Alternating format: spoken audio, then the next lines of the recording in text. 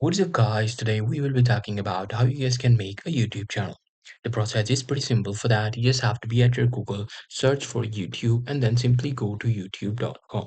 So I'm just going to search for YouTube and I'll go to youtube.com, which should be your YouTube homepage. Now here you will be able to see your YouTube account right here. You just have to click on this, and underneath your view your channel option, you will be able to see that create channel. Currently in my case, I already have an account. But in your case, you will be able to see an option for create channel. So if I click on switch account and then let me just try to create a new YouTube account if I can. So if I search for view all channels, you'll be able to see that all of my channels are right here. So I'm just going to click on create a channel to create a new one.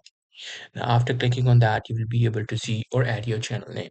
So I'm just going to add my channel name like funny videos. I'm just going to do this right that so that it just get created. Now I'm going to click agree this and then click on create. And then my YouTube channel will be created and it will be ready to use. However, you just have to do some settings, obviously, which are region wise and all the things from the settings, which are a professional job. So for that, you just have to go to the, try to find a nice niche, try to upload the content, and that's how you'll be able to do it. Hope you guys find this video helpful.